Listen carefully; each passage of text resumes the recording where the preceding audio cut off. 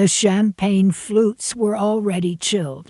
The orchestra had confirmed their arrival time, and the 5-course menu had been finalized down to the last garnish when my granddaughter Eleanor looked me straight in the eye and said, "Grandma, I've decided you're not invited to my wedding." The words hit me like a physical blow, but what she didn't know was that I'd been writing checks for months. $200,000 worth of checks for her dream reception, the one she'd been planning since she was 7 years old, sketching table arrangements on napkins during family dinners. I didn't argue. I didn't beg. I just nodded quietly, kissed her forehead like I always did, and walked out of her apartment with my dignity intact and my checkbook burning a hole in my purse. What happened next would teach my entire family that grandmother's love comes with conditions, and disrespect comes with consequences they never saw coming. My name is Bertha Wilson, and at 73 years old, I've learned that respect isn't inherited. It's earned, and sometimes it has to be demanded. For the past 45 years, I've been the steady heartbeat of our family, the one who remembered birthdays, hosted holidays, and kept everyone connected through the inevitable storms that come with loving complicated people. My late husband, Robert, used to joke that I was the family's emotional accountant, always keeping track of who owed what in terms of care, attention, and love. He'd tease.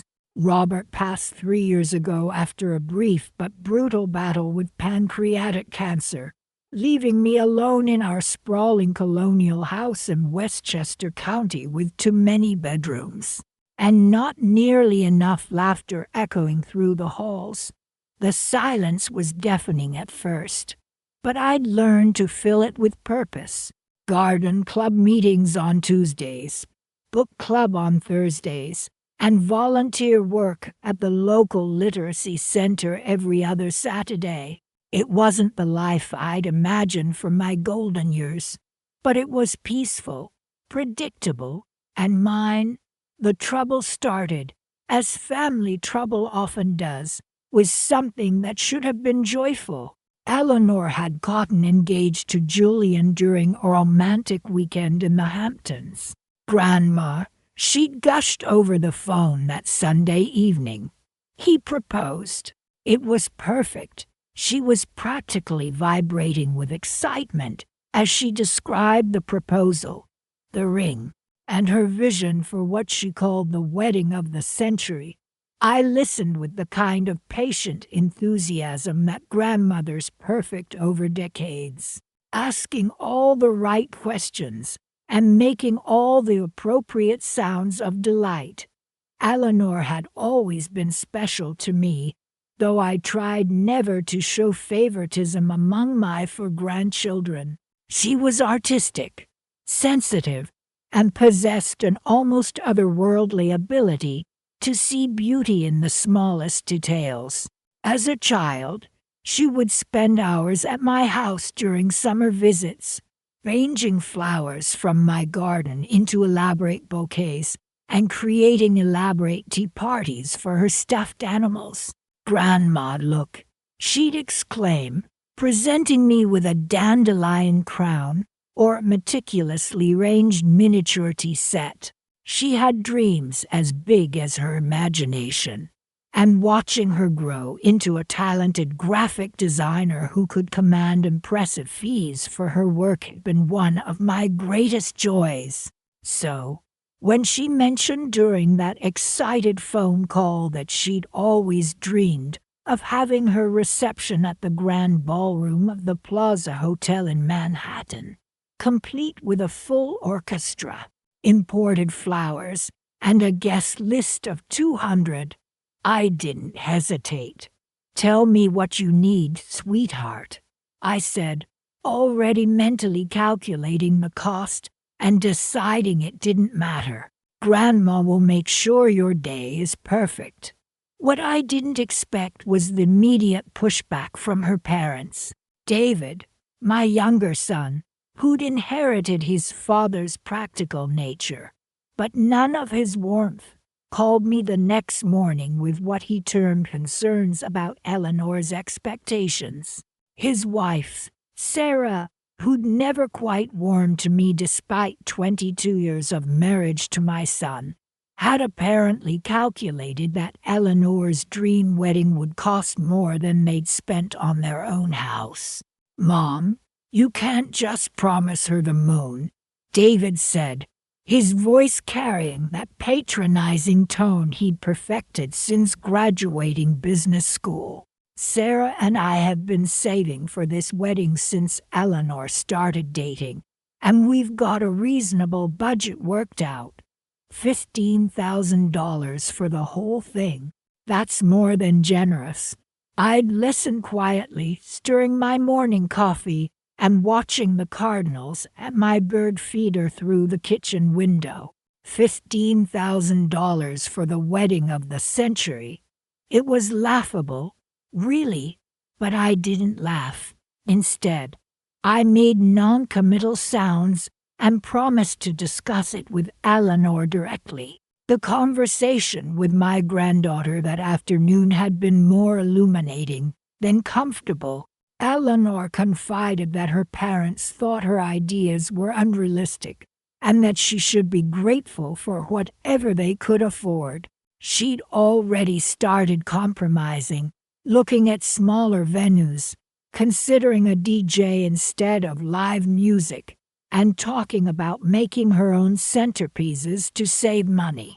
"But Grandma," she'd said, her voice small and disappointed, "I've been dreaming about this since I was little.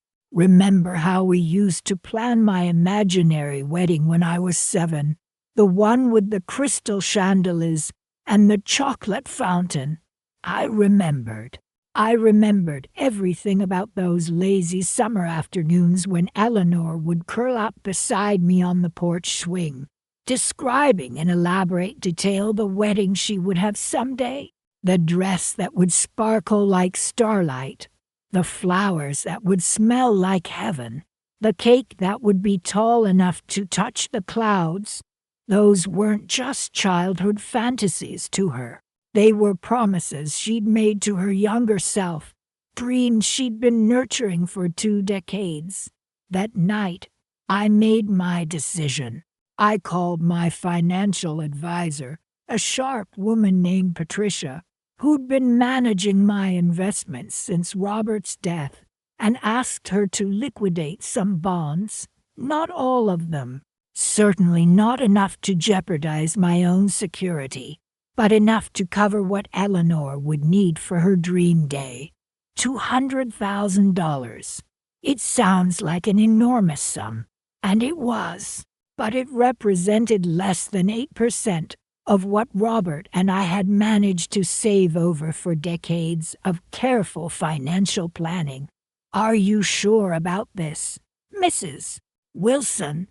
Patricia had asked, her voice carefully neutral. "That's a significant gift, and there might be tax implications to consider." I'd assured her I was certain, and we'd arranged for the funds to be transferred to a separate account I could draw from as needed. I didn't tell David and Sarah about my decision immediately. I wanted to see how the wedding planning progressed, wanted to understand the family dynamics before revealing my hand. What I discovered over the following weeks was deeply troubling. Eleanor's parents weren't just being practical about money. They were actively undermining her confidence, dismissing her ideas as childish, and making her feel guilty for wanting something beautiful. Sarah, in particular, seemed to take pleasure in shooting down Eleanor's suggestions, often with cutting remarks about keeping things realistic. And not everyone can have a fairy tale. The breaking point came during a family dinner at David and Sarah's house in early October.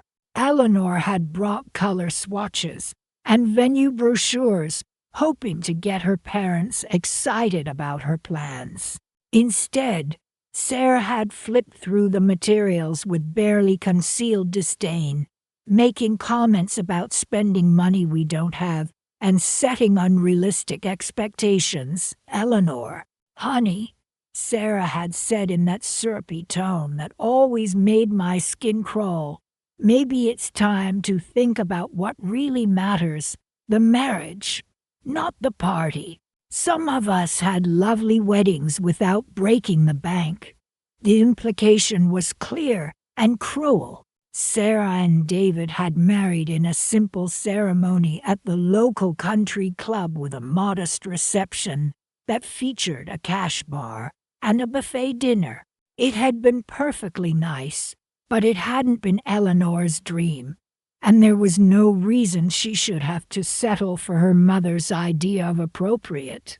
That's when I'd spoken up. Actually, I'd said, setting down my coffee cup with deliberate care, "I think Eleanor should have exactly the wedding she wants, and I'm prepared to help make that happen."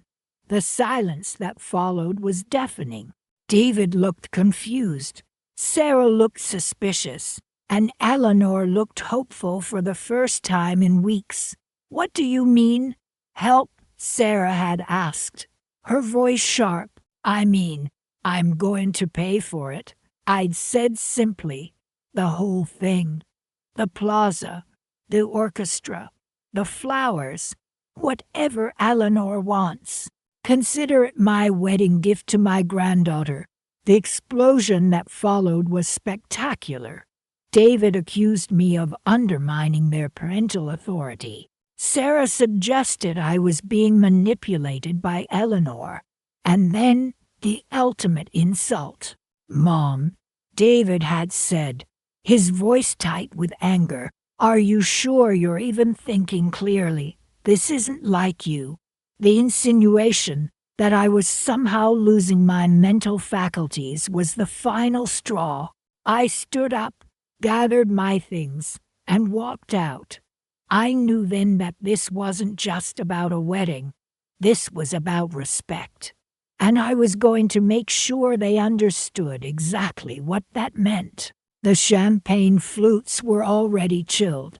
The orchestra had confirmed their arrival time, and the 5-course menu had been finalized down to the last garnish when my granddaughter Emma looked me straight in the eye and said, "Grandma Bertha, I've decided you're not invited to my wedding."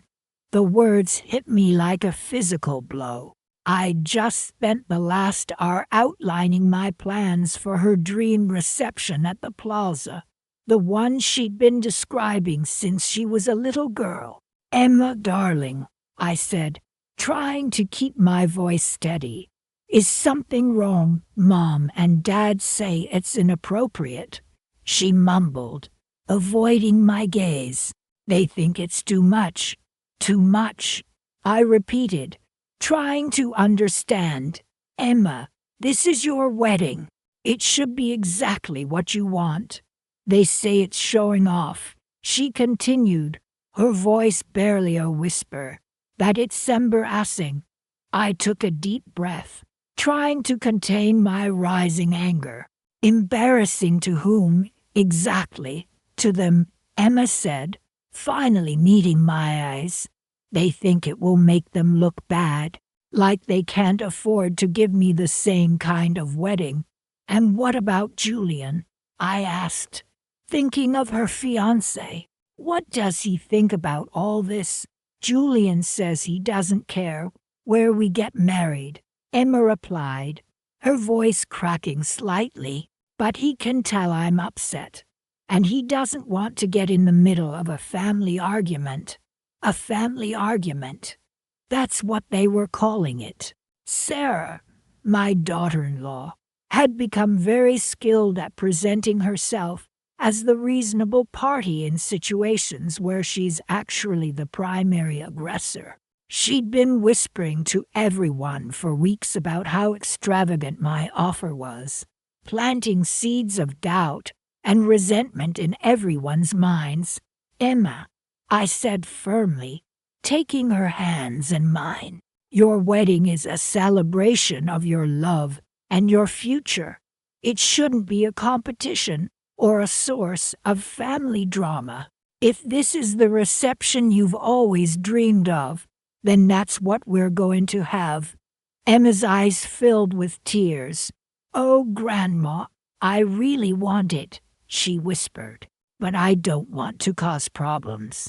"The only person causing problems here is Sarah," I said, my voice hardening slightly. "I've been saving for this day for years. It's my money, and I'm going to spend it on something that will make my granddaughter happy." Emma squeezed my hands, her tears flowing freely now. "Thank you, Grandma," she choked out. "You have no idea what this means to me." "Then let's get started," I said, forcing a smile. "We have a lot of planning to do." We spent the next several hours poring over brochures and sample menus, discussing floral arrangements and seating charts, and making lists of potential vendors. For a while, the excitement of planning overshadowed the family tension, and I allowed myself to believe that perhaps everything would work out after all. Perhaps Sarah and David would come to their senses and realize that my gift was meant to be a blessing, not a burden. But my optimism was short-lived. The next day, David called, his voice tight with barely contained anger. "Mom," he began, "we need to talk about this wedding." "Yes, David, I think we do," I replied, my own voice calm but firm. "Sarah and I are very concerned about the extravagance of this reception," he continued. "We think it's setting a bad example for the other grandchildren." "David," I interrupted, "this is Emma's wedding, not a family competition. I'm not trying to show off anything. I'm simply giving my granddaughter the wedding she's always dreamed of."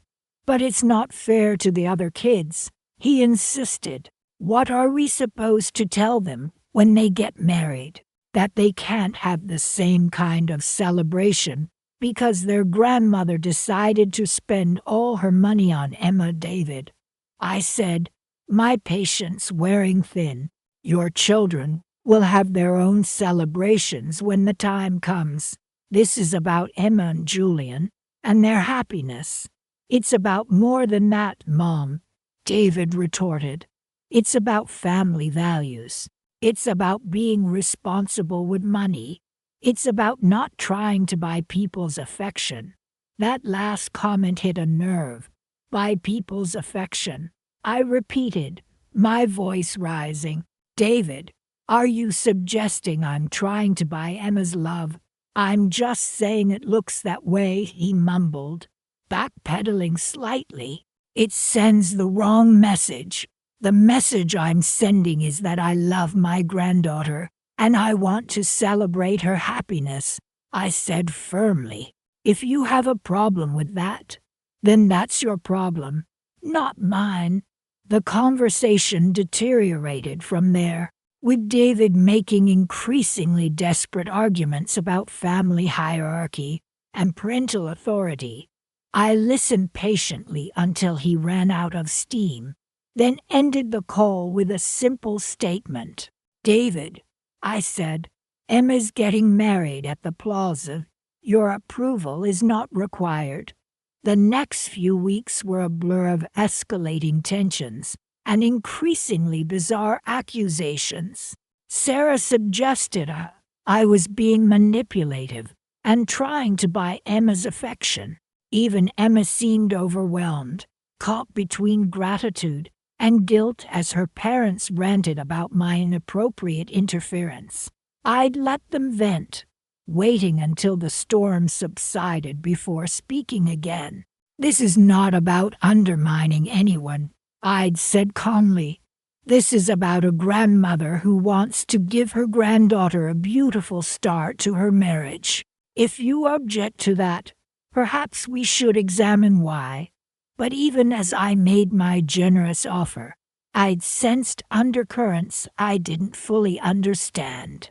Over the following days, as Emma and I began planning in earnest, I started to notice things. The way Sarah's eyes would narrow when Emma mentioned our conversations. The way David would change the subject whenever the wedding came up. The subtle but persistent attempts to make Emma feel guilty about accepting my gift. It was my older son, Michael, who finally explained what I was really dealing with. Michael had always been the more emotionally intelligent of my two boys, perhaps because he'd married a woman who actually liked me. During a quiet conversation over lunch at our favorite bistro, he'd laid out the family dynamics with uncomfortable clarity. "Mom," he'd said, cutting his sandwich into precise triangles the way he'd done since childhood. "David and Sarah are threatened by your relationship with Emma. They think you're trying to be the favorite grandparent, and Sarah, in particular, feels like you're showing off how much more money you have than they do. I'd considered this carefully. And what do you think?" I'd asked. Michael had smiled, the same lopsided grin he'd inherited from his father. "I think you're a grandmother who loves her granddaughter and wants to do something wonderful for her." He paused, then added more seriously, "But I also think you might want to be careful about how you handle this. David's pride is fragile, and Sarah's insecurity runs deep." His warning proved prophetic. Thanksgiving dinner at Michael's house always had a certain predictable rhythm. The same cranberry sauce, the same arguments about politics, the same strained politeness between Sarah and me. This year, however, there was a deceptive lightness to family gatherings.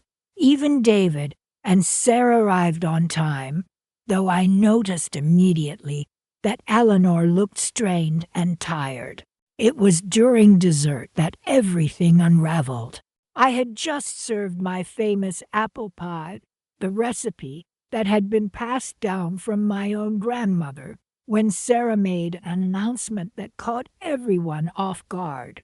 "Since we're all together," she said, her voice carrying that artificial brightness that always preceded her most manipulative moments.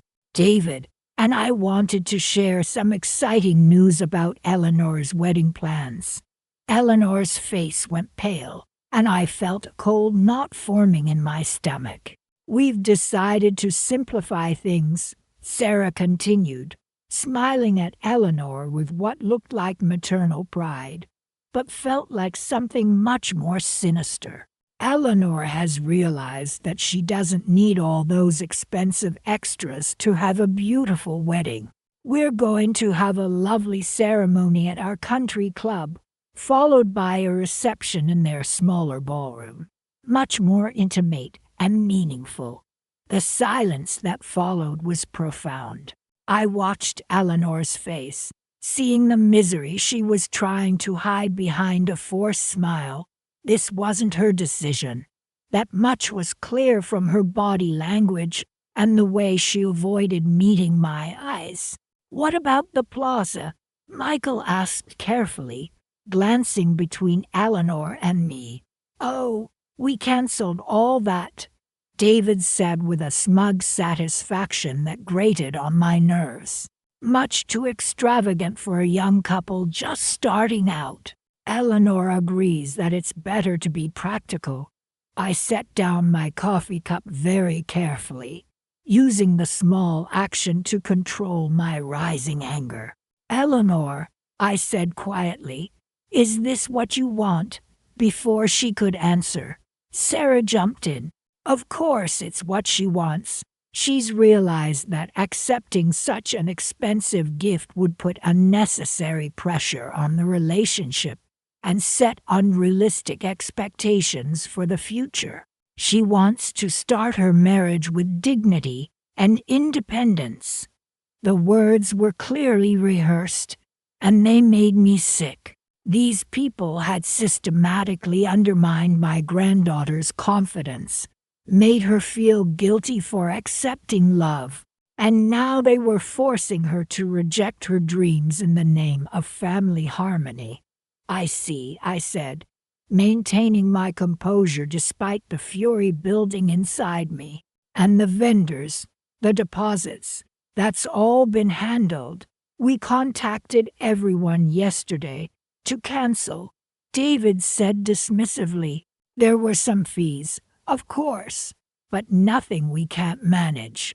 That's when I understood the full scope of their manipulation. They hadn't just convinced Eleanor to change her mind.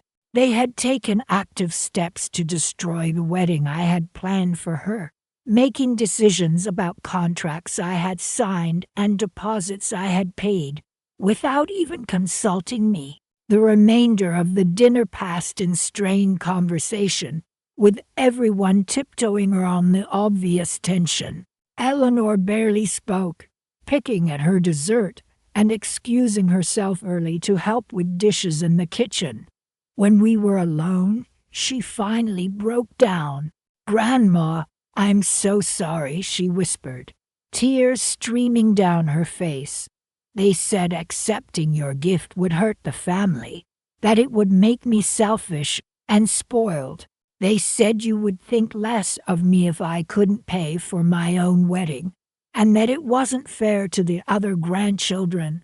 I held her while she cried, my own heart breaking for this sweet girl who had been manipulated into rejecting something that would have brought her such joy. "Sweetheart," I said softly, "none of that is true. Not one word of it. But I want you to know that whatever you decide, I will support you. I don't know what I want anymore," she admitted, her voice choked with sobs. "I'm so confused, and everyone has such strong opinions.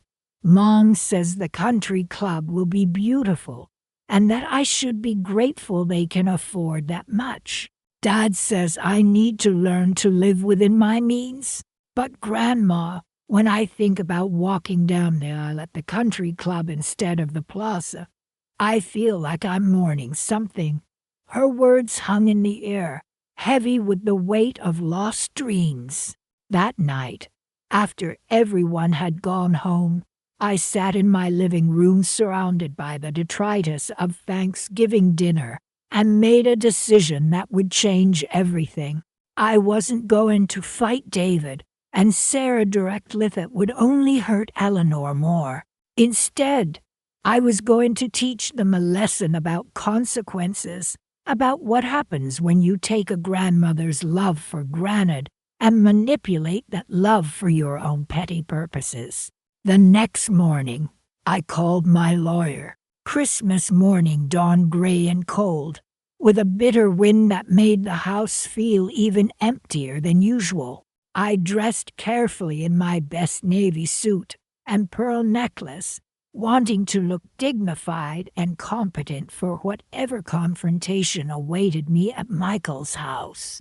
When I arrived, I could see immediately that this was not going to be a normal family Christmas. Instead of the usual chaos of wrapping paper and excited grandchildren, the living room had been ranged like a conference room, with chairs positioned in a semicircle facing a single chair that was obviously intended for me. Lisa greeted me with a hug that felt stilted and uncomfortable, her eyes searching my face as if looking for signs of the confusion Sarah had described. Michael looked apologetic and angry, while Jennifer busied herself in the kitchen, avoiding the tension in the living room.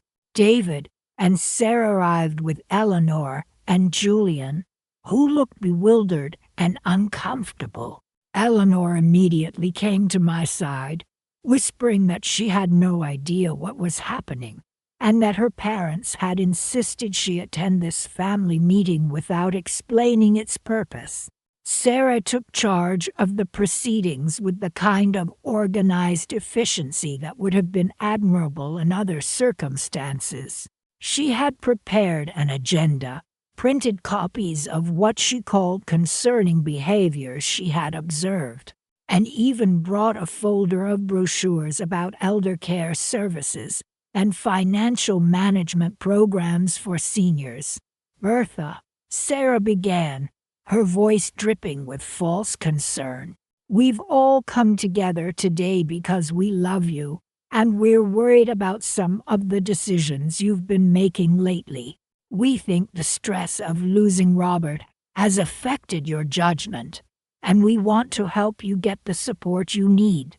For the next hour, I sat quietly while my family discussed me as if I weren't in the room.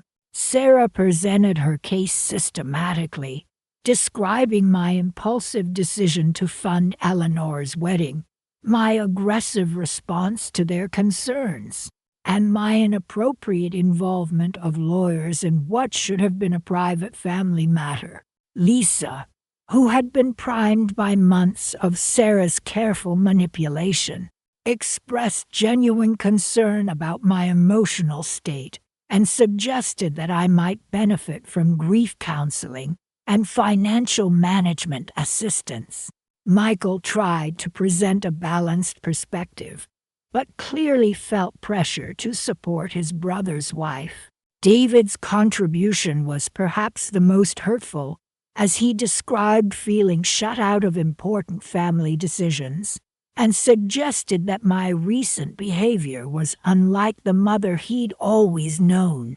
Throughout this ordeal, Eleanor sat beside me, growing increasingly agitated, while Julian looked like he wanted to disappear entirely.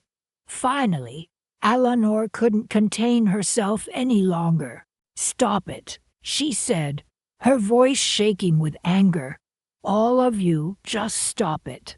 Grandma isn't confused or manipulated or making bad decisions. She's being generous and loving, and you're all making her feel like she's done something wrong for wanting to give me a beautiful wedding."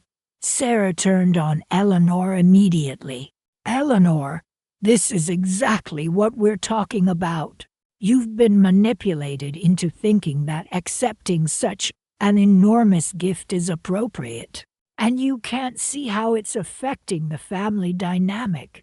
The only thing affecting the family dynamic is your jealousy," Eleanor shot back. "You can't stand that Grandma has her own money and her own opinions, and you're trying to make everyone think she's incompetent because she won't let you control her."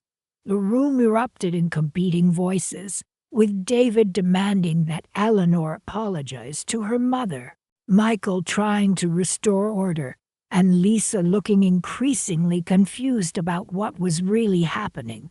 That's when I decided I'd heard enough. I stood up slowly, pulled Dr. Chen's evaluation report from my purse, and placed it on the coffee table where everyone could see it. "I've listened to all of your concerns," I said quietly, "and now I'm going to respond. First, I am not confused, impaired, or incompetent. This document is a comprehensive mental health evaluation conducted by a geriatric psychiatrist who specializes in capacity assessments. It confirms that I am fully capable of making my own financial and personal decisions. I let that information sink in before continuing.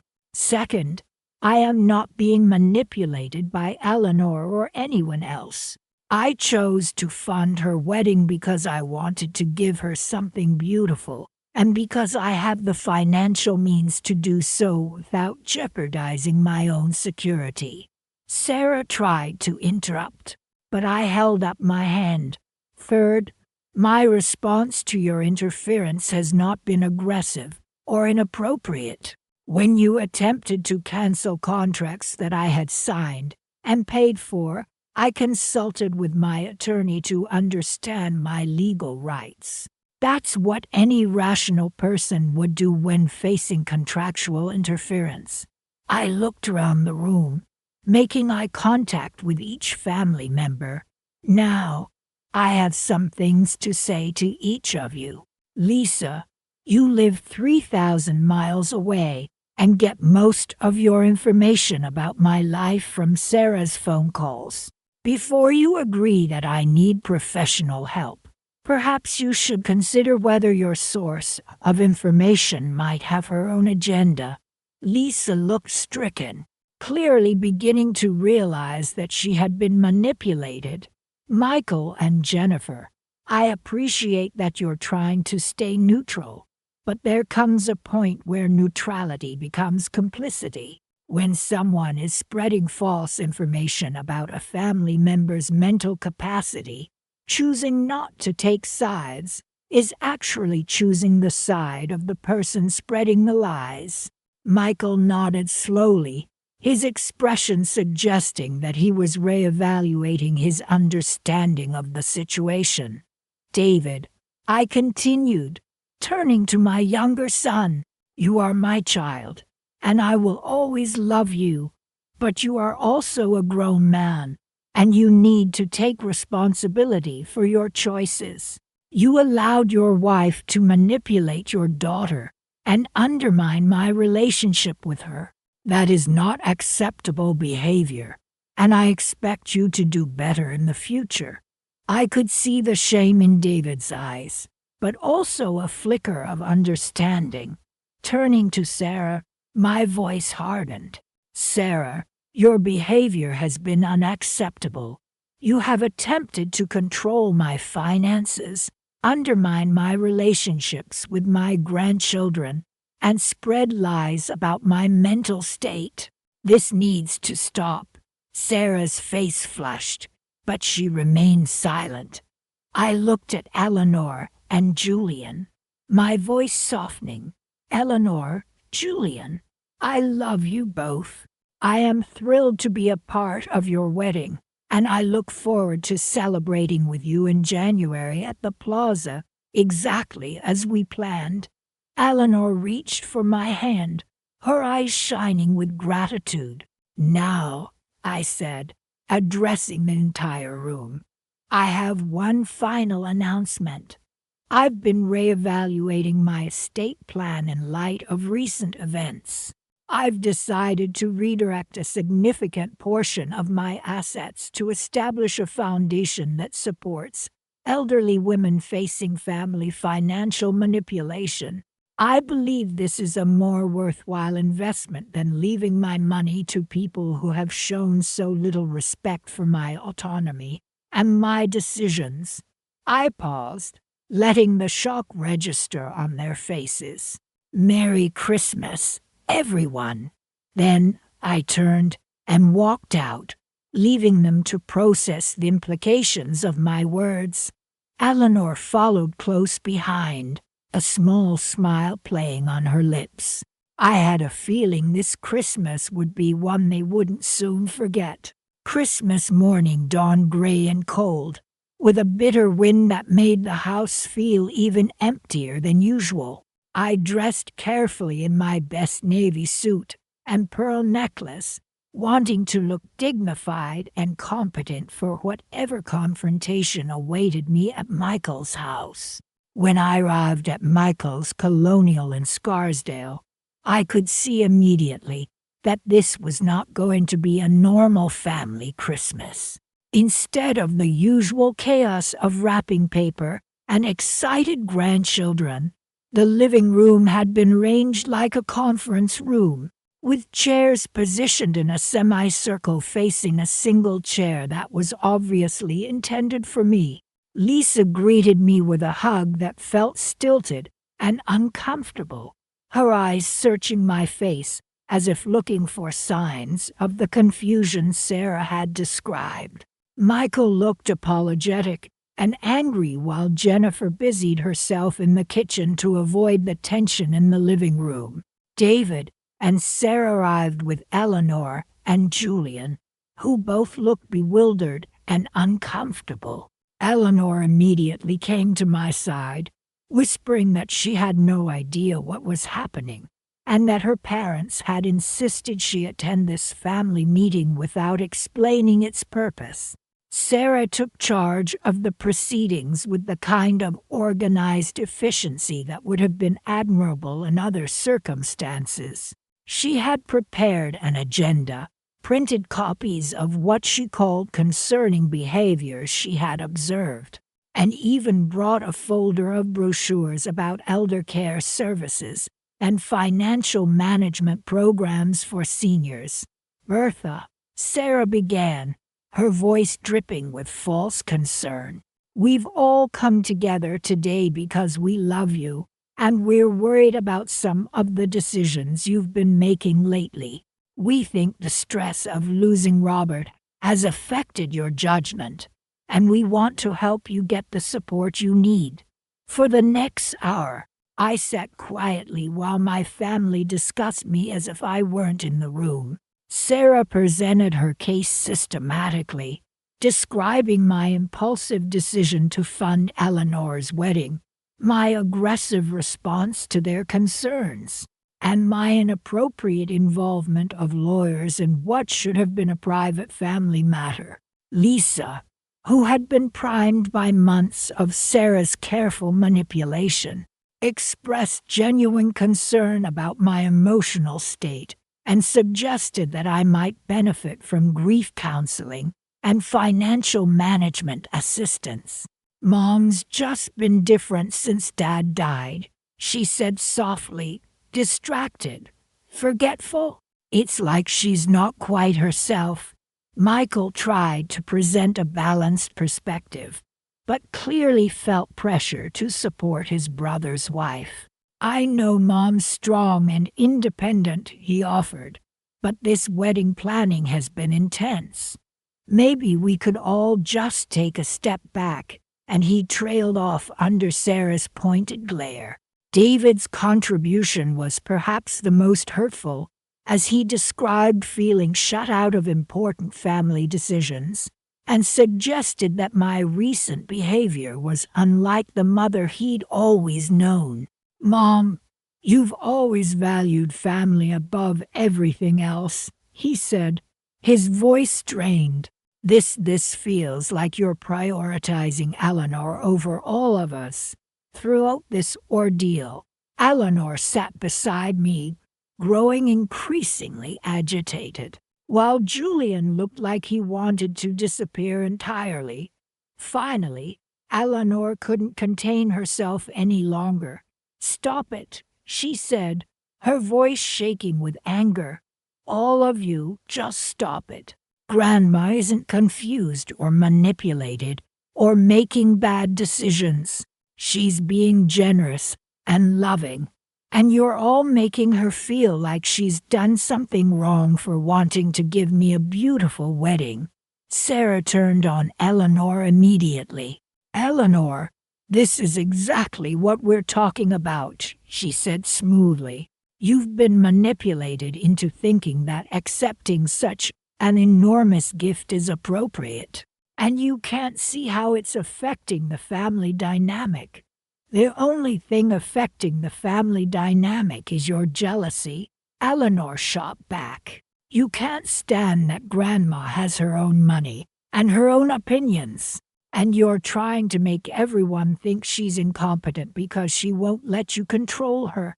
The room erupted in competing voices, with David demanding that Eleanor apologize to her mother, Michael trying to restore order, and Lisa looking increasingly confused about what was really happening.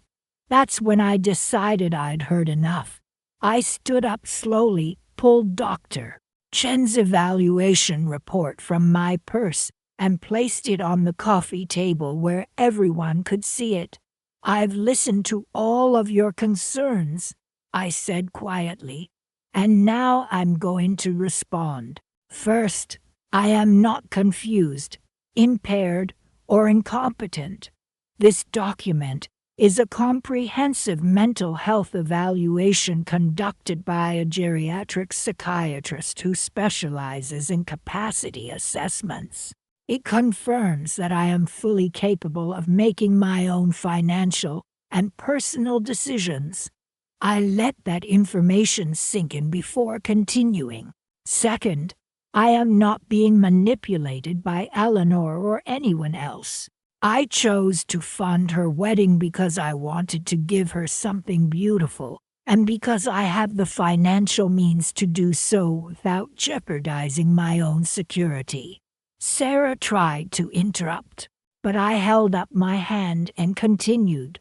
Third, my response to your interference has not been aggressive or inappropriate. When you attempted to cancel contracts that I had signed and paid for, I consulted with my attorney to understand my legal rights.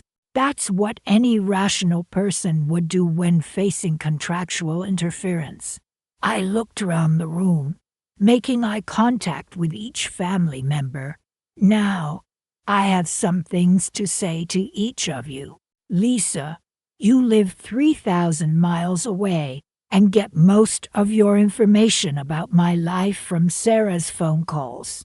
Before you agree that I need professional help, perhaps you should consider whether your source of information might have her own agenda. Lisa looked stricken, clearly beginning to realize that she had been manipulated into participating in this intervention.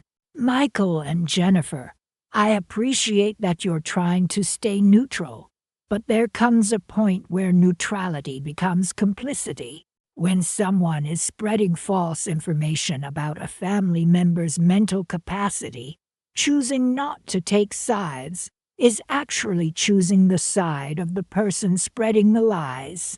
Michael nodded slowly, his expression suggesting that he was reevaluating everything he thought he understood about the situation. David, I continued, turning to my younger son, you are my child, and I will always love you, but you are also a grown man, a husband, and soon to be a father. It's time you started acting like one. Your loyalty to your wife should not come at the expense of your daughter's happiness or your mother's respect. I paused, letting the weight of my words settle. Eleanor is getting married at the plaza in January, with or without your blessing. I suggest you decide which side of history you want to be on. The room was silent. I could see the shock and anger on Sarah's face, the dawning comprehension on Lisa's, and the mixture of shame and defiance on David's. Eleanor, however, looked at me with a glimmer of hope in her eyes, a spark of the confident young woman I knew she was beneath the layers of guilt and self-doubt that Sarah had so carefully cultivated. As I left Michael's house that cold Christmas afternoon, I didn't know exactly how the rest of the family would react to my pronouncements, but I knew one thing for sure. I was done playing their games. I had drawn a line in the sand, and they could either choose to respect it or face the consequences. The plaza reception would go on as planned, and I would be there front and center, celebrating Eleanor's happiness and my own hard-won freedom. But as I drove home, a chilling thought occurred to me. Sarah had been playing a long game. What else did she have planned? Christmas morning dawned gray and cold, a bitter wind rattling the windows of my empty house. I dressed carefully, choosing my best navy suit and pearl necklace. I wanted to look dignified, competent, ready for whatever awaited me at Michael's house. When I arrived, the atmosphere was strained. Instead of the usual Christmas chaos, the living room was arranged like a courtroom, chairs in a semicircle facing a single, isolated seat clearly meant for me. Lisa hugged me stiffly, her eyes searching my face.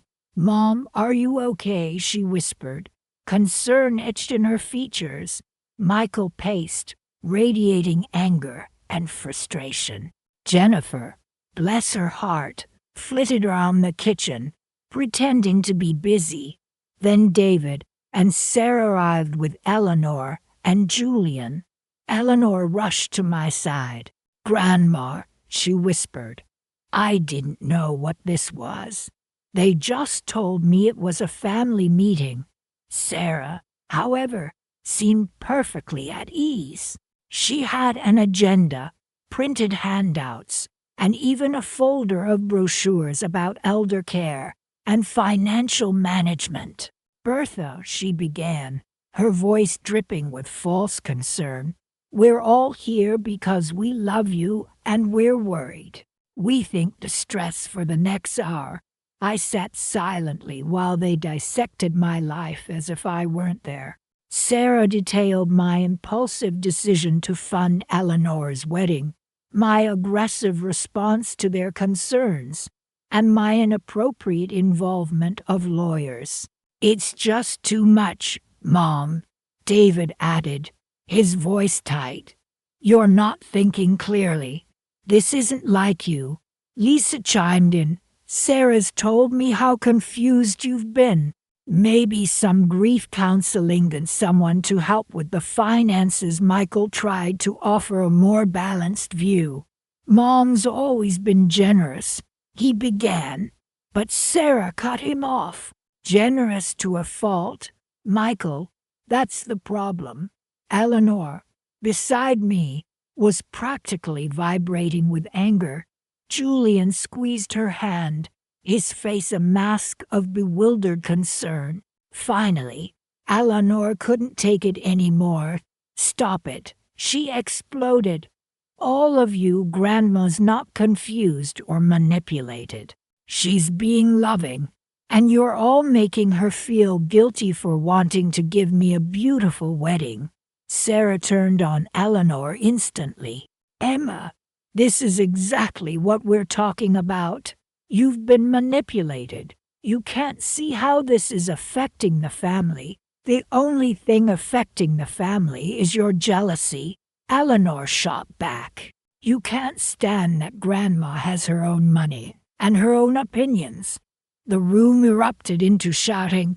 David demanded Eleanor apologize. Michael tried to restore order. Lisa looked from face to face, utterly bewildered. That's when I stood up. I pulled Dr. Chen's evaluation report from my purse and placed it on the coffee table. "I've listened to your concerns," I said quietly, my voice cutting through the chaos. "Now I'll respond. First, I am not confused, impaired, or incompetent. This document," I tapped the report, "confirms that I'm fully capable of making my own decisions." I let that sink in, then continued. "Second, I am not being manipulated. I chose to fund Eleanor's wedding because I wanted to and because I can afford it." Sarah opened her mouth to speak, but I held up my hand. "Third, my response to your interference has not been inappropriate. When you tried to cancel contracts I signed and paid for, I consulted my attorney. That's what anyone would do." I looked at each of them in turn. "Lisa, you live 3,000 miles away. Before you decide I need professional help, maybe consider your source's agenda." Lisa's face crumpled.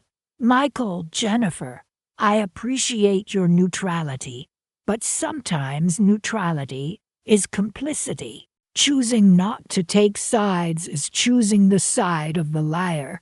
Michael looked down at his hands. "David," I turned to my son, my voice softening, "you are my child, and I will always love you, but you're also an adult. It's time you started acting like one."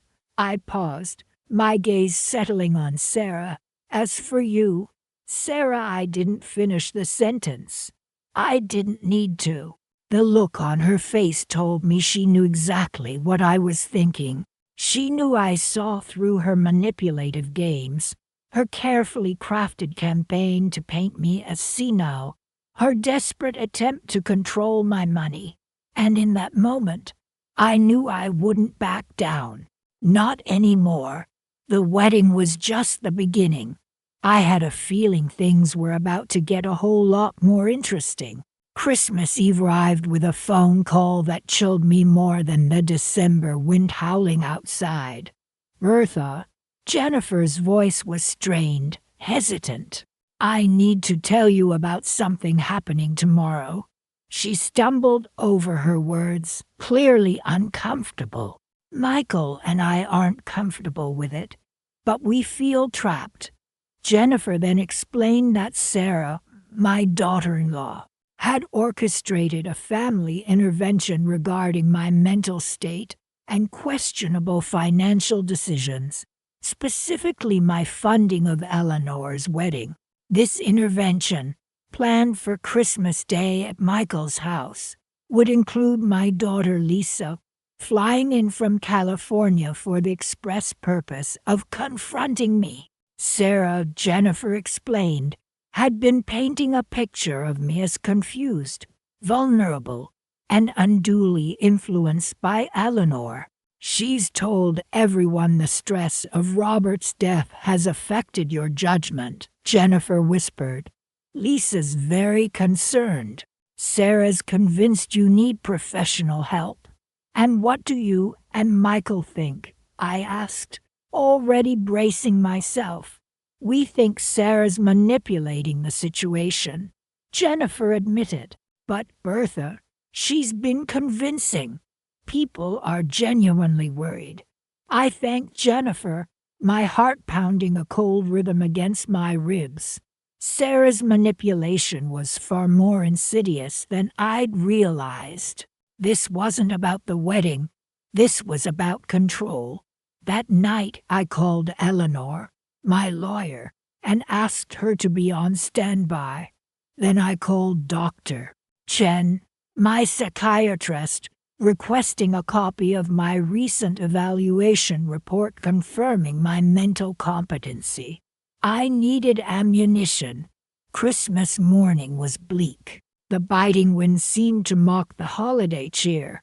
I dressed in my navy suit and pearls, a small act of defiance against the accusations of instability. Arriving at Michael's house in Scarsdale, the atmosphere was starkly different from the usual Christmas chaos. No excited grandchildren, no scattered wrapping paper. Instead, chairs were arranged in a semicircle facing a single, empty chair clearly meant for me. The scene was set for my judgment. Lisa hugged me stiffly, her eyes scanning my face for signs of the fabricated confusion. Michael looked torn between apology and anger. Jennifer, bless her heart, hovered in the kitchen, a silent protest against the proceedings. David and Sarah arrived with Eleanor and Julian. My granddaughter rushed to my side, whispering, "Grandma, I have no idea what this is about." Her parents, she said, had insisted on her presence without explanation. Sarah, ever the picture of efficiency, took charge. She had an agenda, printed evidence of my supposed erratic behavior, and even a folder of brochures for elder care and financial management services. "Bertha," she began, her voice thick with feigned concern, "we're all here because we love you and we're worried." She went on to describe my impulsive funding of Eleanor's wedding, my aggressive response to their interference, and my inappropriate involvement of Eleanor in a private family matter.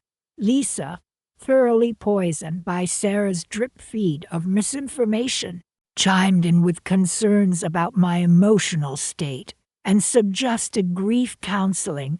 Michael attempted a weak defense, but ultimately caved to the pressure of supporting his brother's wife. David's words stung the most.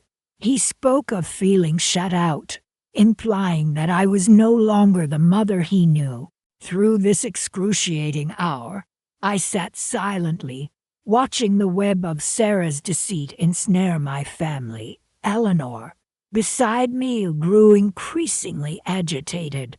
Julian looked utterly bewildered. Finally, Eleanor snapped. "Stop it," she cried, her voice trembling. "All of you, Grandma isn't confused or manipulated. She's being generous and loving, and you're making her feel like she's done something wrong." Sarah, predictably, turned on Eleanor. "Emma, this is exactly what we're talking about. You've been manipulated into thinking this enormous gift is appropriate.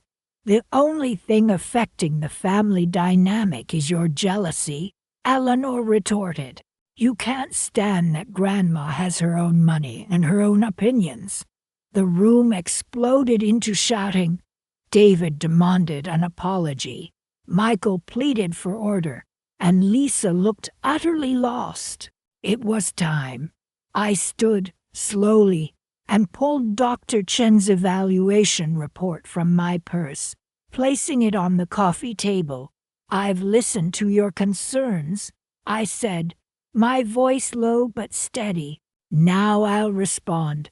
The room fell silent. "First, I am not confused, impaired, or incompetent. This document," I tapped the report, "confirms my full mental capacity." I paused, letting the weight of my words settle. "Second, I am not being manipulated. I chose to fund Eleanor's wedding because I wanted to, and because I can afford to." Sarah opened her mouth to speak, but I cut her off with a raised hand. "Third, my response to your interference was not inappropriate. When you attempted to cancel contracts I had legally signed, I consulted my attorney. That's what any rational person would do. I met each of their gazes. Lisa, you live 3,000 miles away. Perhaps consider your source before agreeing I need help." Lisa's face paled. "Michael, Jennifer, neutrality becomes complicity when someone spreads lies about a family member's mental capacity." Michael nodded slowly, his eyes troubled. Turning to David, "My heart ached. You are my child, and I love you. But you are also an adult. You have the right to offer advice, not emotional manipulation, and you certainly don't have the right to interfere with my legal agreements. Eleanor is getting the wedding reception I promised her, and your approval is not required." The conversation devolved into David's desperate arguments about family hierarchy and my supposed mental decline. I listened patiently, then delivered the message I'd been holding back.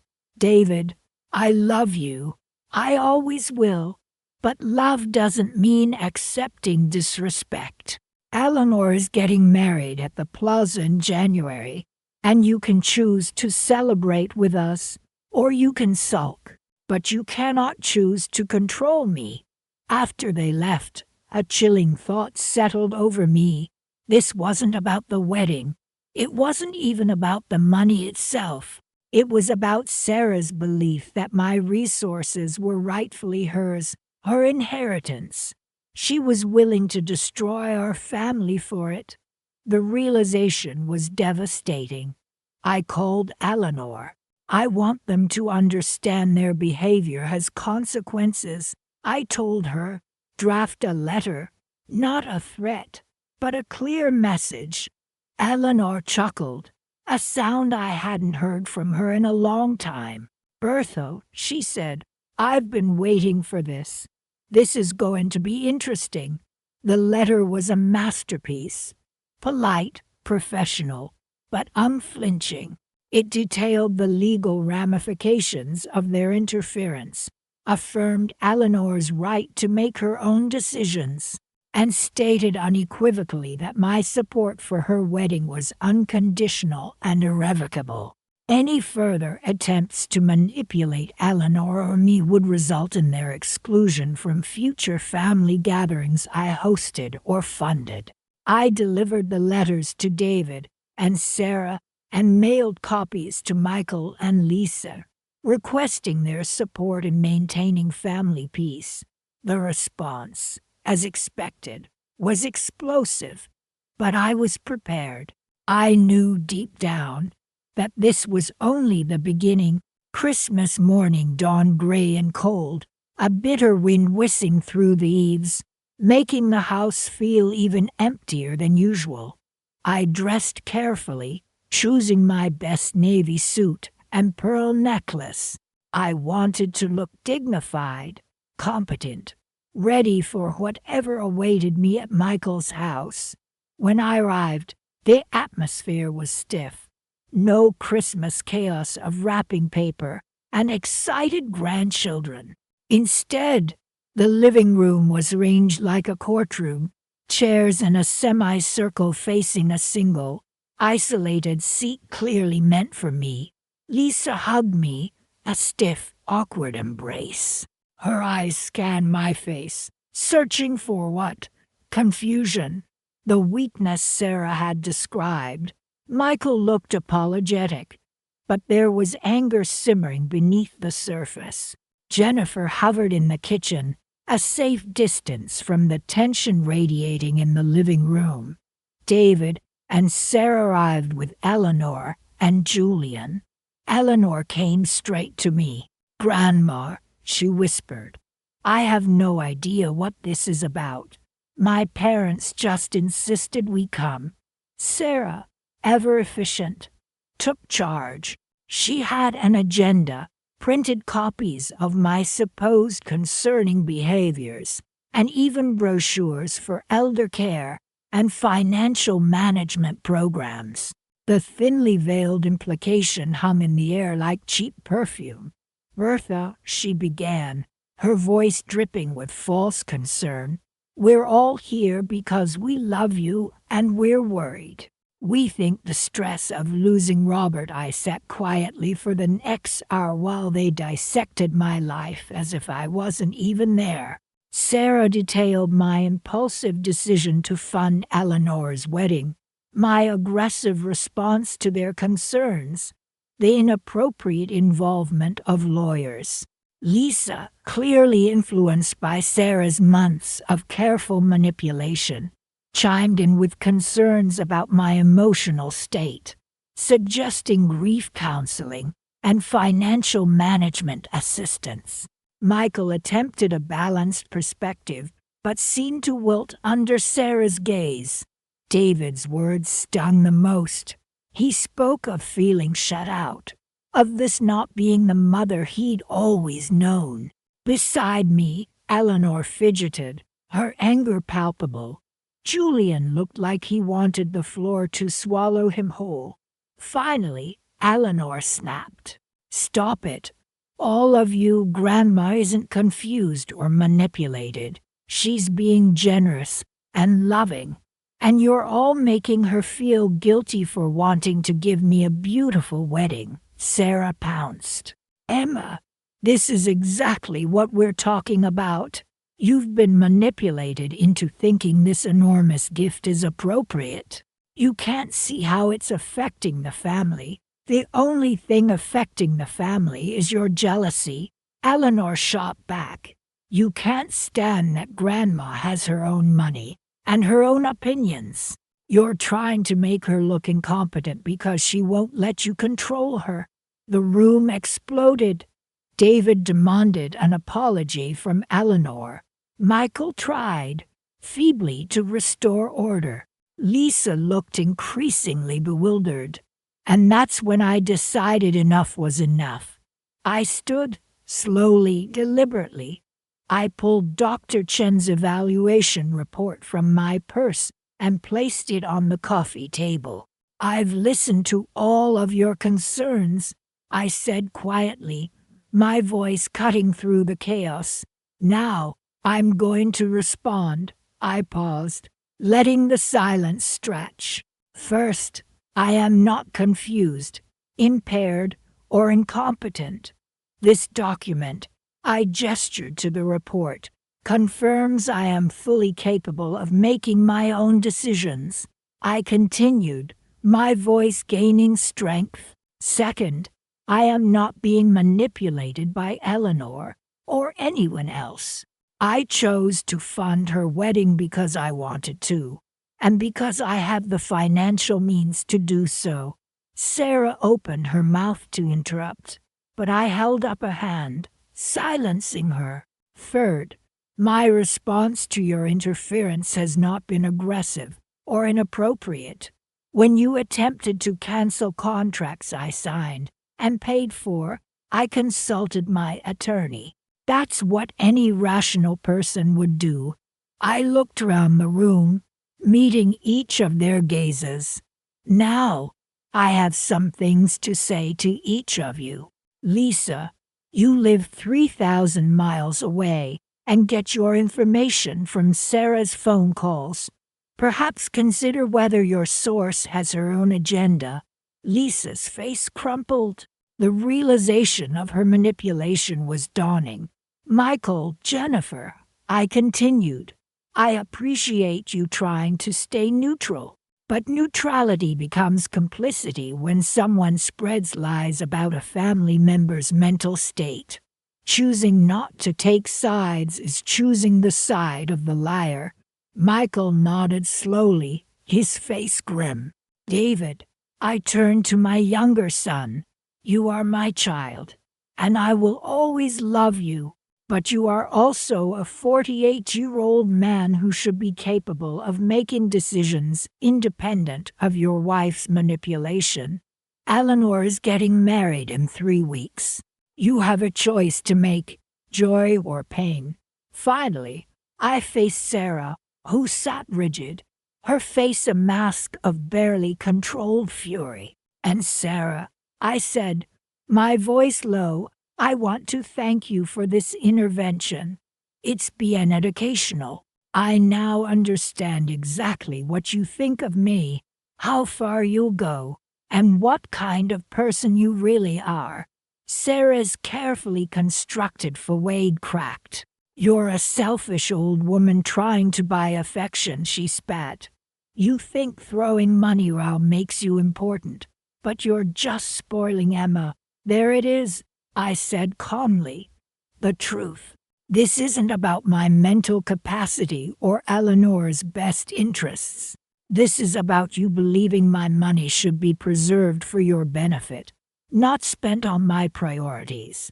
The silence was thick enough to cut with a knife. Even David looked stunned. Eleanor's eyes were wide with understanding. Sarah, I continued, you've spent 22 years calculating the value of my possessions, planning for my inheritance. You've manipulated situations, positioning yourself as the dutiful daughter-in-law. Now you're furious I'll spend my money on my own terms. Sarah opened her mouth to protest, but I cut her off. You've questioned my mental capacity, emotionally abused my granddaughter. You've crossed lines, Sarah, and there will be consequences. I picked up my coat. Eleanor's wedding is happening at the plaza on January 15th, exactly as planned. You're all invited, but your attendance isn't required. It's a privilege that can be revoked. I reached the door, then turned back. Oh, and Sarah, since you're so concerned about my finances, I've revised my estate plan. My attorney will be in touch, but I wanted you to hear it from me first. The money you've been counting on, it's going to charity. All of it. I left them with Sarah's shriek ringing in my ears. Driving home, I felt a lightness I hadn't experienced in months. The war wasn't over, but I'd finally fired a shot across the bow, and it had landed squarely on target. That evening, I called Eleanor. It's time, I said, draft a new will and establish a trust for Emma, one Sarah can't touch. The war for my life and my money was far from over, but I was ready. Christmas morning dawned gray and cold with a bitter wind that made the house feel even emptier than usual. I dressed carefully in my best navy suit and pearl necklace, wanting to look dignified and competent for whatever confrontation awaited me at Michael's house.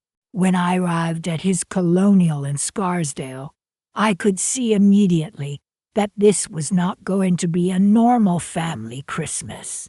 Instead of the usual chaos of wrapping paper and excited grandchildren, the living room had been ranged like a conference room, with chairs positioned in a semicircle facing a single chair that was obviously intended for me. Lisa greeted me with a hug that felt stilted and uncomfortable, her eyes searching my face as if looking for signs of the confusion Sarah had described. "Mom, are you feeling all right?" she whispered. "You seem different." "I'm fine, Lisa," I replied, trying to keep my voice steady. "Just a little tired." Michael looked apologetic and angry, while Jennifer busied herself in the kitchen to avoid the tension in the living room. David and Sarah arrived with Eleanor and Julian, who both looked bewildered and uncomfortable.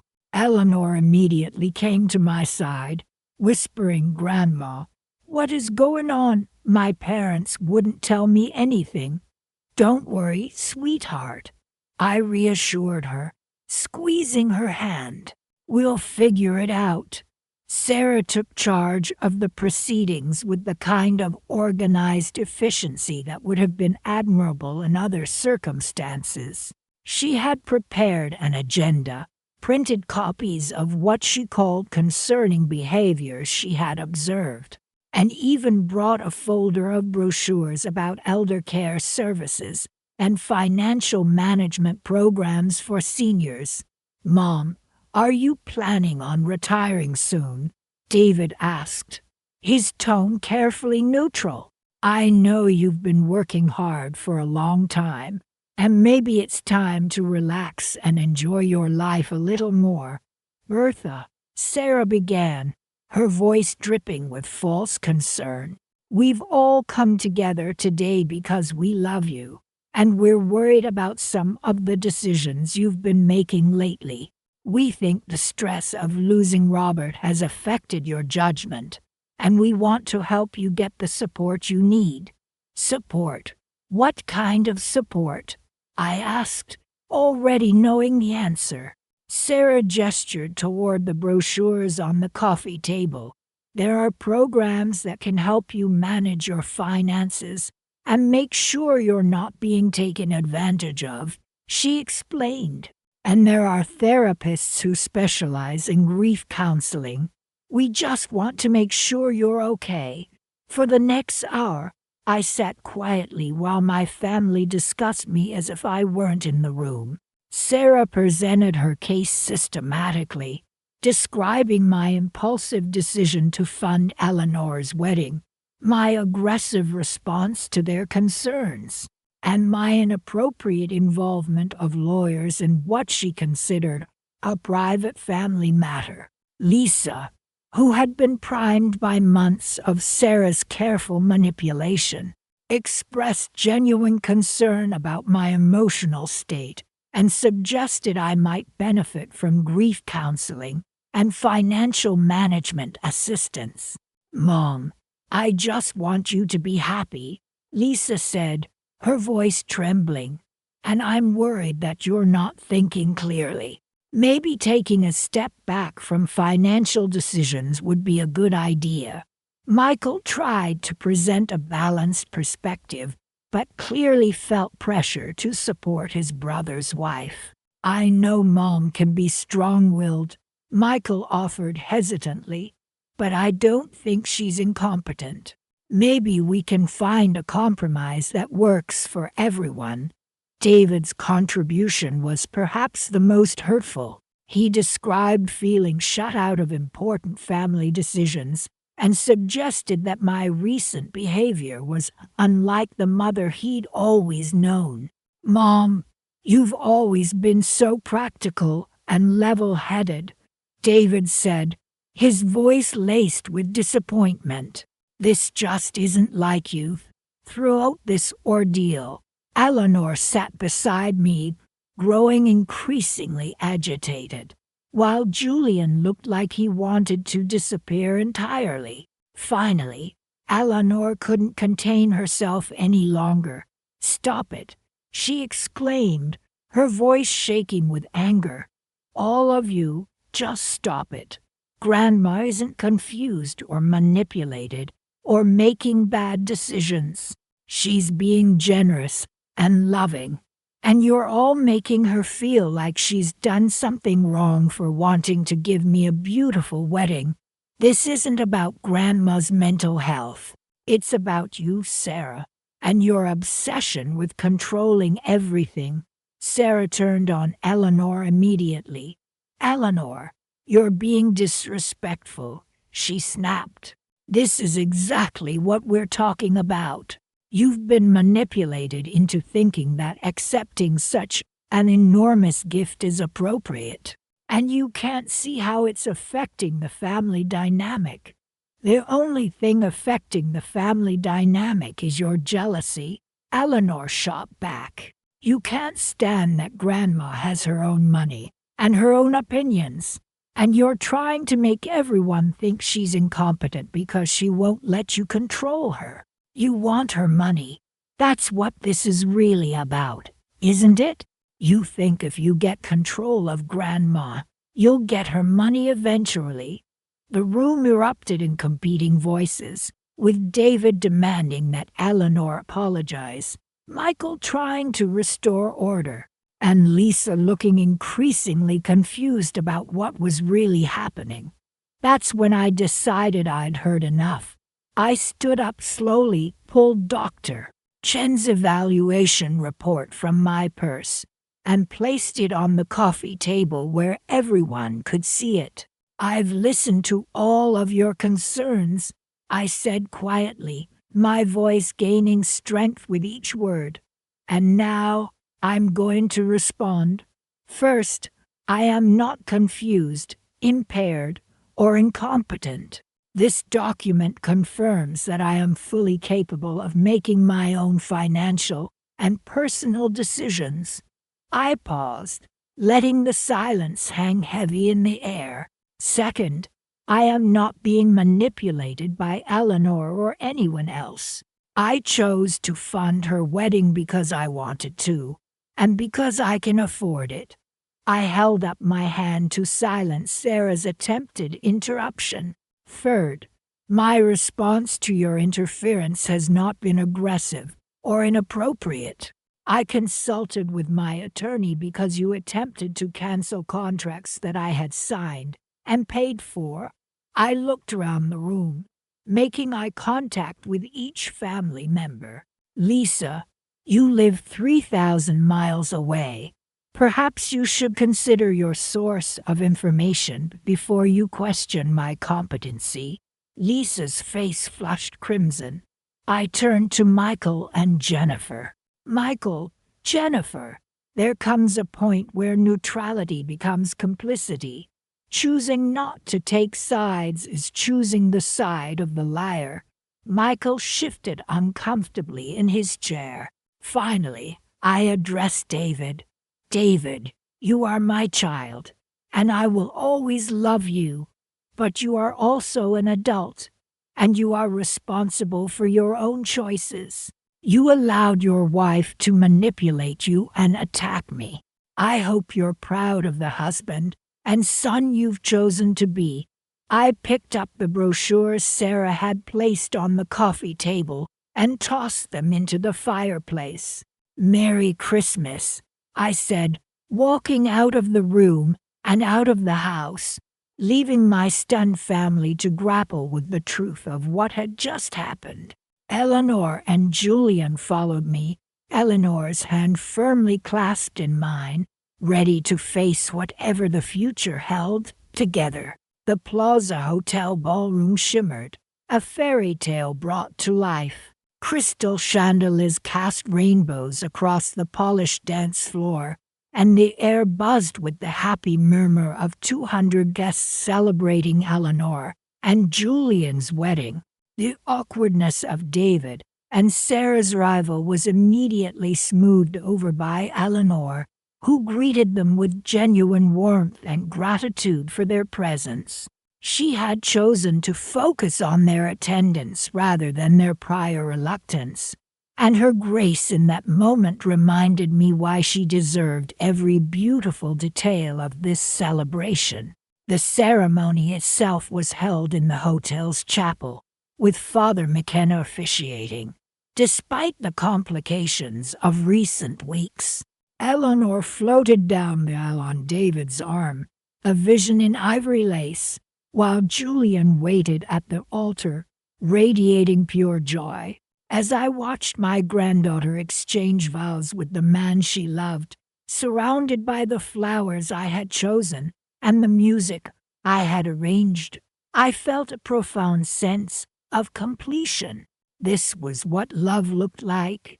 Not control or manipulation or conditional support, but the simple desire to create beauty and joy for someone you cherish. The reception that followed was everything Eleanor had dreamed of and more.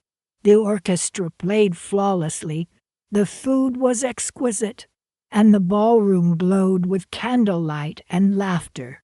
"This is wonderful," I whispered to Lisa, who sat beside me, a fragile truce holding between us. She smiled, a real smile this time, not the strained one she'd worn for months. "It truly is," she replied, her eyes fixed on the dance floor where Eleanor and Julian were swaying to "The Way You Look Tonight." During the father-daughter dance, I watched David hold Eleanor close, whispering something in her ear that made her laugh through happy tears. Whatever else had happened between us, he loved his daughter, and seeing him embrace the joy of her wedding day reminded me that family relationships are complex enough to hold both love and disappointment simultaneously. Sarah remained stiff and uncomfortable throughout the evening, speaking to me only when absolutely necessary, and spending most of her time at a corner table with relatives seemingly unaware of the recent family drama. But even Sarah couldn't completely resist the magic of the evening. I caught her smiling during the cake cutting and applauding when the orchestra played Eleanor's favorite song. The highlight of the evening for me came during the toasts, when Eleanor stood to thank everyone who had contributed to her perfect day. She spoke eloquently about love and family, and the importance of those who believe in your dreams, even when others try to diminish them. "Most especially," Eleanor said, her voice catching slightly, raising her champagne glass in my direction, "I want to thank my grandmother, Bertha Wilson, who taught me that accepting love is not a weakness, and that some dreams are worth fighting for. Grandma," her voice now clear and strong, "thank you for giving me the wedding of my dreams, and for showing me what it means to be a strong woman who stands up for what she believes in." The applause that followed was thunderous, and I felt tears streaming down my face as Eleanor crossed the room to embrace me. In that moment, surrounded by music and laughter and the scent of roses, I knew that every difficult conversation, every agonizing moment of family tension, had been worth it. Later, as the evening wound down and guests began to leave, I found myself standing alone on the hotel's terrace, looking out over the twinkling lights of Manhattan. The legal petition would be dismissed on Monday. The fractured family relationships would slowly heal, or permanently fracture, but Eleanor would begin her married life with beautiful memories of a wedding that honored her dreams. Julian found me there as the orchestra played its final song, still in his tuxedo, but with his bow tie hanging loose around his neck. "Mrs. Wilson, he said, joining me at the railing, I wanted to thank you privately for everything you've done for Eleanor and for us. I know this hasn't been easy, and I want you to know we will never forget your generosity or your courage. Julian, I said, putting my hand on his arm, you make my granddaughter happy, and that's all I've ever wanted for her. Take care of each other, and don't let other people's opinions dictate your choices. We stood for a moment in comfortable silence, watching the city lights twinkle below. The drive home was quiet and peaceful. Jennifer navigated the Manhattan traffic while I sat in the passenger seat, feeling a bone-deep satisfaction. The wedding had been perfect. Eleanor had been radiant, and the family, despite everything, had managed to celebrate together. Back in my Westchester home, Jennifer walked me to the door. Bertha, she said as I hung up my coat, I hope you know that what you did tonight, what you've done for Eleanor throughout this whole ordeal, it's exactly what Robert would have wanted. You honored his memory and your values, and you gave Eleanor something she'll treasure forever. After Jennifer left, I poured myself a glass of wine and sat in Robert's favorite chair, still wearing my navy dress and pearl bracelet. The house felt different, not empty the way it had been for the past 3 years, but peaceful, complete. On Monday morning, Eleanor called with the news that Sarah's petition had been dismissed, and the judge had even issued sanctions against her attorney. The legal threat was over. Eleanor and Julian left for their honeymoon the next day, sending me a photo from the Rome airport. Thank you for giving us the perfect start to our marriage. We love you, Grandma Bertha. Over the following weeks, the family slowly adjusted to a new normal. Michael and Jennifer became regular visitors. Lisa called weekly, and David, though still distant, remained polite. Sarah, however, seemed to have retreated from family activities entirely. As spring arrived, and I began working in my garden again, I realized the wedding drama had clarified my relationships and priorities. I was no longer defined by other people's needs and expectations. I was Bertha Wilson, a woman who had fought for her granddaughter's dreams and won. The money I had spent on the wedding gone, yes, but invested in memories and meaning. The money I'd redirected to charity, serving causes I believed in. More importantly, I had learned that being a grandmother didn't require being a pushover. Sometimes the most loving thing you can do is teach your family that respect and gratitude aren't optional. 1 year later, I stood in the same Plaza Hotel ballroom where Eleanor had danced her first dance as a married woman. But this time, I was attending a charity gala for the Westchester Women's Independence Foundation, an organization I had helped establish with part of my redirected inheritance funds. The irony wasn't lost on me that I was celebrating women's autonomy in the exact location where I had fought my own battle for respect and recognition. The foundation supported elderly women facing family financial manipulation, providing them with legal resources and advocacy services. In the 12 months since Eleanor's wedding, we had helped 43 women navigate guardianship challenges, estate disputes, and family interference with their financial decisions. Every case reminded me of my own experience and the legal petition that had tried to strip away my autonomy. Dr. Rebecca Chen, the geriatric psychiatrist who had evaluated my mental capacity, now served on our advisory board and had become an unexpected friend. She approached me during the cocktail hour. "Bertha," she said, raising her champagne glass in a private toast, "I've been thinking about your case lately. Do you realize that your refusal to be intimidated has probably inspired dozens of other women to stand up for themselves?"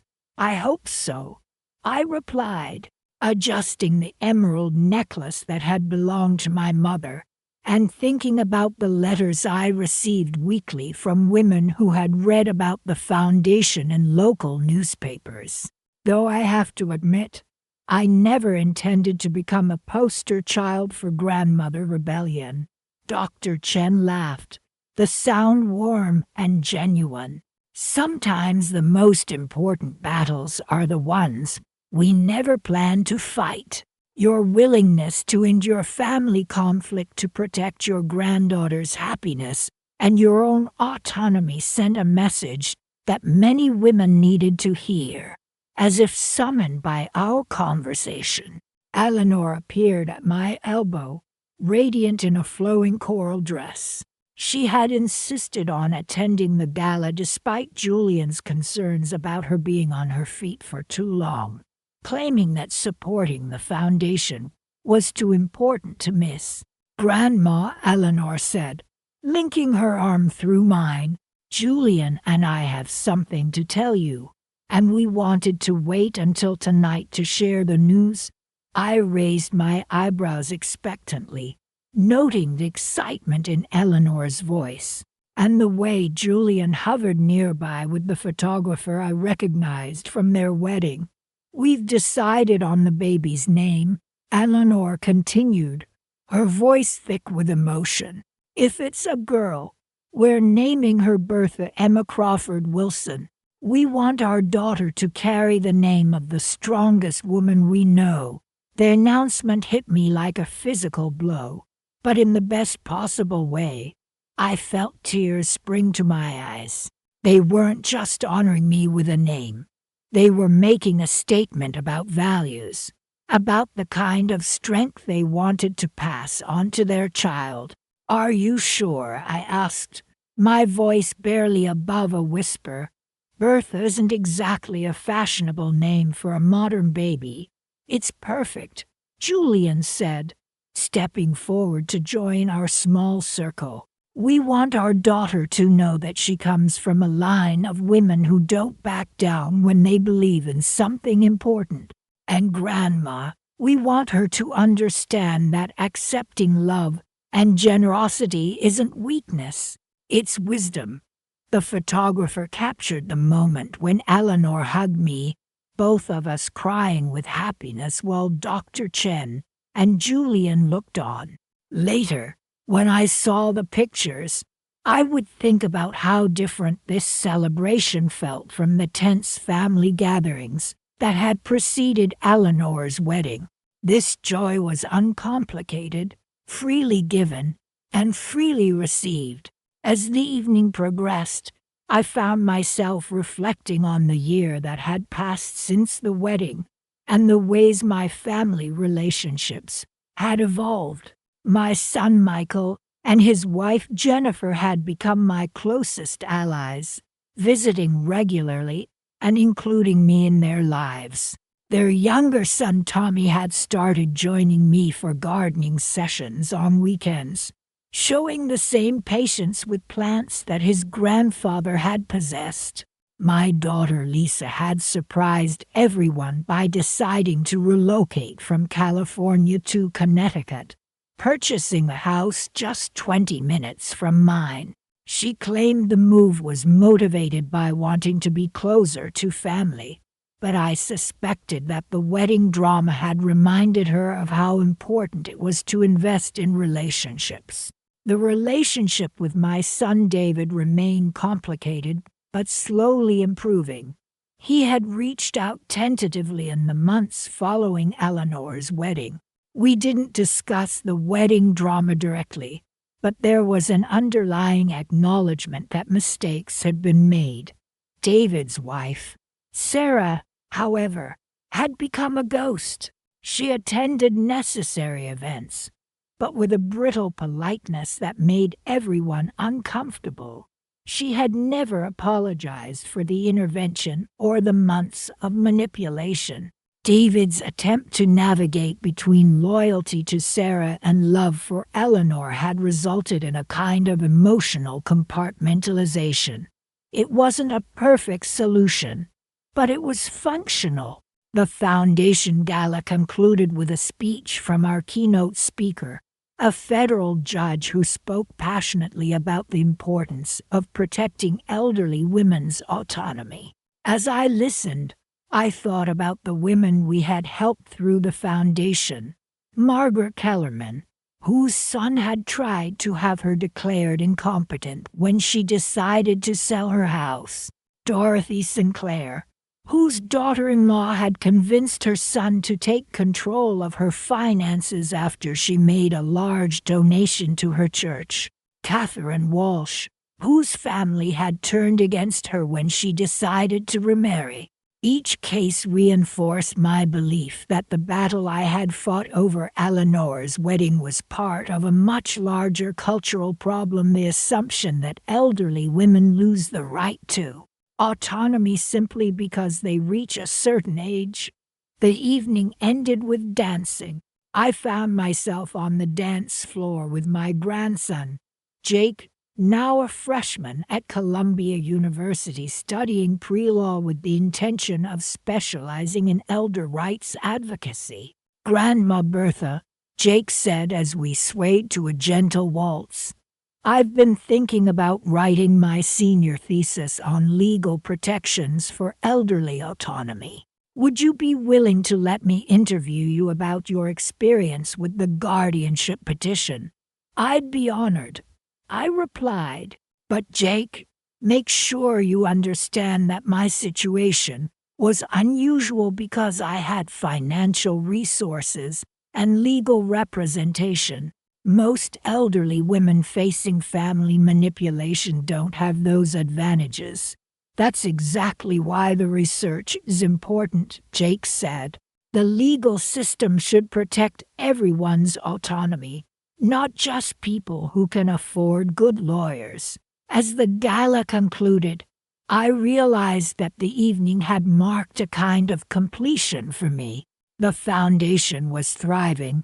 My family relationships had found a new equilibrium, and Eleanor's pregnancy promised the continuation of our family line with values I was proud to see passed down.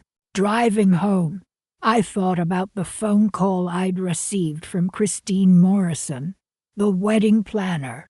She'd told me about a new client, a grandmother who wanted to fund her granddaughter's wedding despite family opposition, and who had specifically requested Christine's services because of Eleanor's wedding. Mrs. Wilson, Christine had said, I think you started something. The idea that my private family battle had become public inspiration was both humbling and overwhelming. Emma's baby shower took place on a warm Saturday in June at Michael and Jennifer's house. The decorations were in soft yellows and greens. Since Emma and Julian had decided to keep the baby's gender a surprise, the gathering was small and intimate, family and Emma's closest friends.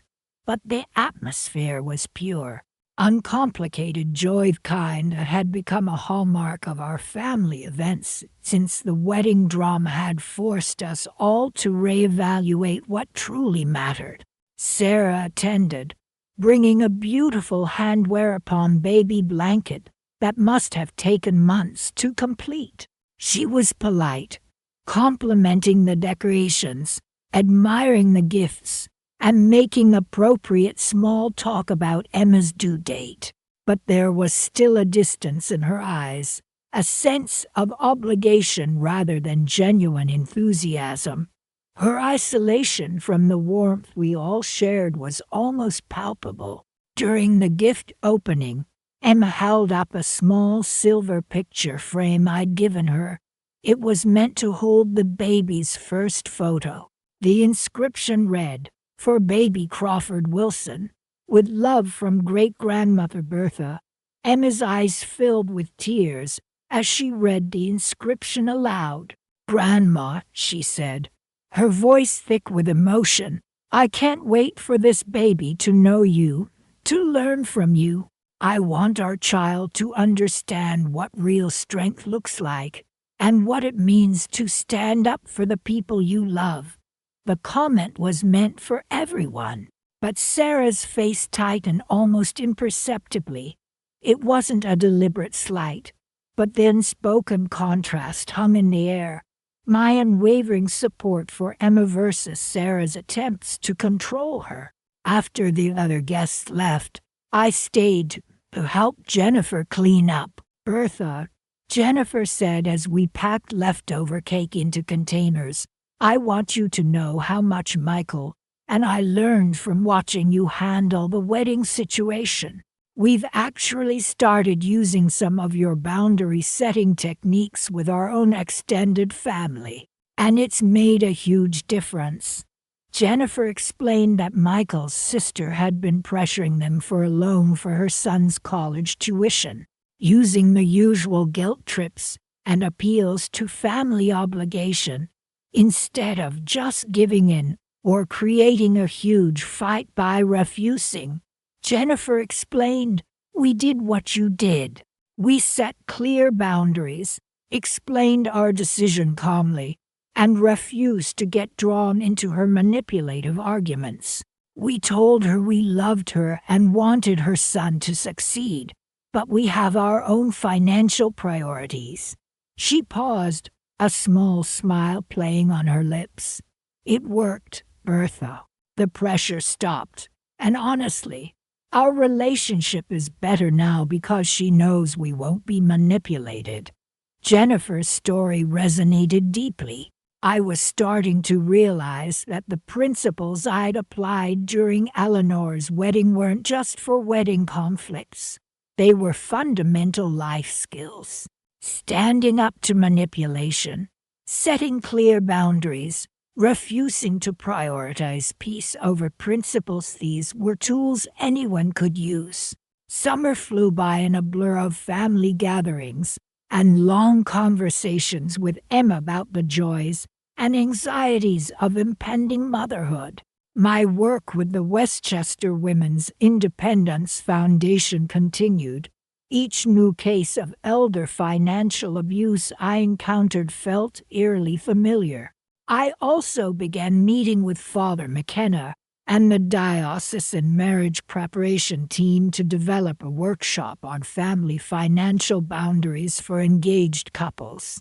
We focused on 3 key areas: establishing financial boundaries early in marriage, recognizing the difference between family input and family control, and affirming a couple's right to make their own decisions about their celebrations. We designed role-playing exercises to help couples practice responding to family pressure with grace and confidence. My first workshop was in September. 12 engaged couples sat in the parish hall on a rainy Saturday morning. I was nervous at first, sharing such personal details with strangers, but they were so engaged and appreciative that my anxieties quickly faded. During the Q&A, a young woman named Patricia raised her hand. "Mrs. Wilson," she asked, "how did you find the courage to stand up to your family when you knew it would cause conflict? I am facing similar pressure about my wedding, and I keep backing down because I hate confrontation." Her question was so important, so universal. "Patricia," I said, "the key is understanding that avoiding confrontation today often means accepting a lifetime of inappropriate treatment. When I fought for Emma's wedding and my own autonomy, I wasn't just protecting one event. I was setting the ground rules for all future family interactions. I explained that confrontation wasn't always negative. Sometimes conflict is the price of respect and healthy relationships. The couple seemed to find this perspective both challenging and liberating. Afterwards, several shared their own stories. One couple, Maria and James, told me Maria's mother had been pressuring them to hold their reception at her country club, threatening to withdraw financial support if they didn't agree. After hearing you, Maria said, I realize my mother isn't offering help. She's trying to buy control. James and I decided to scale back and pay for it ourselves, no strings attached. Their story was yet another reminder that my experience could help others. The workshop became so popular that Father McKenna asked me to present it quarterly. October brought Emma's due date and the arrival of my great-granddaughter, Bertha Emma Crawford Wilson. Born on a crisp autumn morning, she weighed 7 pounds 3 ounces, with her father's dark hair and her mother's determined chin, holding her tiny form for the first time, with Emma and Julian beaming despite their exhaustion. I felt the profound joy of witnessing family love continue across generations. Hello, little Bertha, I whispered. You're going to be a force to be reckoned with, aren't you? 6 weeks later, at little Bertha's christening, even Sarah seemed genuinely moved, holding her granddaughter with obvious love. She's beautiful, Bertha, Sarah said, as we watched Emma and Julian pose for photos, and Emma seemed so happy and confident as a mother. She is, I agreed. This was the first time Sarah had initiated a personal conversation since the Christmas intervention. Emma has grown into a remarkable woman, and I think motherhood is going to bring out even more of her strength and wisdom. Sarah nodded, and for a fleeting moment, I allowed myself to wonder if she was finally understanding the connection between support and happiness. But the moment passed, and Sarah retreated to her usual polite distance. Little Bertha's first Christmas was magical. Emma and Julian hosted dinner at their apartment, the baby sleeping peacefully in a bassinet surrounded by the soft glow of Christmas lights. The gathering was small, just immediate family, but the contentment was profound. David seemed more relaxed than I'd seen him in years, perhaps because the arrival of his granddaughter had shifted his perspective. He spent most of the evening holding the baby, telling stories about Emma's childhood. As we were preparing to leave, David pulled me aside. "Mom," he said quietly, "I owe you an apology, not just for the wedding, but for all the years I let Sarah's insecurities and my own pride get in the way of supporting your relationship with Emma and your right to make your own decisions." He continued, his voice heavy with regret. "I realize now that when Sarah pressured Emma to reject your gift, she wasn't protecting our daughter. She was protecting her own expectations about inheritance and control. And when I went along with it, I wasn't being a good father or a good son.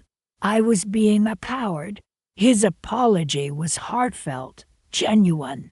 "David," I said, "I appreciate your honesty, and I accept your apology. But more importantly, I hope you've learned something about the difference between supporting your wife and enabling her destructive behavior. Emma's going to need both of her parents to model healthy relationships for little Bertha." We talked for a long time that night, the most honest conversation we'd had in years. Driving home through the quiet Christmas-lit streets, I thought about how far I'd come. 2 years earlier, I'd been a grieving widow defined by other people's needs. The battle over Emma's wedding had forced me to unearth inner strength and to define the principles that would guide my life. Now, I was a great-grandmother, My name carried into the future by a little girl who, I hoped, would learn from my journey. I was an advocate for elderly women, my story a source of strength for others. I was a family member who finally understood the difference between love and control. Most importantly, I was a woman who had learned that aging didn't mean accepting disrespect, that generosity didn't create obligation, and that sometimes the most loving thing you can do is refuse to enable another person's worst impulses.